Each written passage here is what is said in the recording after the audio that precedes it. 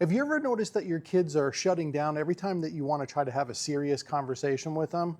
In today's video, we'll talk about why this happens and 3 specific things that you can do to try to fix it. Number 1, they've learned what happens when they open up to us. Sometimes the lectures are everything that they get in the past. Anytime they've ever asked you a question, you're always giving a lecture. And when the conversation comes before the connection, you're always in a situation where you're trying to overparent your children instead of just asking them, how are you feeling about this? Or what did you do about it? Or trying to understand exactly what happened. The fix can come later. The solution can come later. But if your kids feel that you have a connection with them first instead of a lecture, they're always going to bring stuff to you because they're not going to feel judged every single time that they bring something to you, right? And the second thing to that is that sometimes you might make things bigger than they always appear, all right? If the situation that you're reacting to is an overreaction and it's a small little thing, kids feel that. They feel like mom or dad blew up on them and they didn't see why that happened. They didn't understand why it was mom or dad so frustrated about something that I said, even though it was like really, really small. So how you approach conversations with your kids and whether or not it's going to be a lecture or you're going to blow up on them is going to be what they understand and learn every single time that they bring conversations to you. Now, the second thing is that how you start a conversation is going to determine how the rest of it goes, okay? So if you get really, really upset every single time you have a conversation with your kids, they're not going to bring anything to you, okay? And every single time that you wind up saying to your child, hey, listen, we need to talk, and then that turns into a conversation that is blown up or they're in trouble and, they're going to always kind of retract a little bit and they're going to feel like every single time that you come to them and say, hey, we need to talk, it's going to be something that's going to be detrimental to them because they're going to get in trouble or they're going to get a tongue lashing.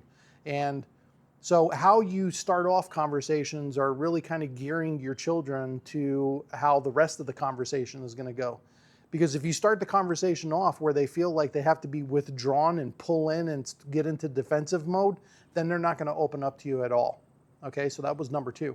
Number 3 is that your connection has to come before the conversation. All right, and I talked about this in number 1 where you can't parachute into a conversation with your kids. You can't just come down on them and expect them to open up to you or start having a conversation with you where they're gonna, want to talk and tell you about their day or something that happened with them when they were out with their friends. A lot of times as parents, we don't hear directly from our kids. Our kids aren't going to come home and say, hey, I did this that I wasn't supposed to do today. A lot of times you wind up hearing things from like other parents or other kids around the block and stuff like that. So you hear about it after the fact. So when you go to question your kids about it, a lot of times we wind up jumping down their throat because, to be honest with you, we know what happened. We know what happened before we even talk to them about it. We're just trying to get their side of the story. And sometimes we just want to know if they're going to be honest with us. All right. So it doesn't help for you to just parachute down onto the top of them where you're not even going to give them an opportunity to kind of talk about it and open up and whatever. Because if you come down too hard on them, they're never going to open up to you. And they're always going to be looking for a way to try to get out of the situation and even come up with lies and not be honest with you. Because when your kids feel comfortable, then they'll start opening up a little bit more and a little bit more where you can ask more questions and be like, are you sure that's what happened? Or, you can have a little bit more of a pickaxe that you can kind of pick a little bit and find out exactly what happened. And kids would be more inclined to be honest with you and forthright with information if they don't feel like this is going to be a grand inquisition and I'm going to wind up, the consequence can still be the same. They can still get in trouble and stuff like that. But how you ask them to deliver the information to you and how you come down on them right at the beginning is going to set the tone for the entire conversation. And so that only happens when you have the connection prior to the conversation. Okay?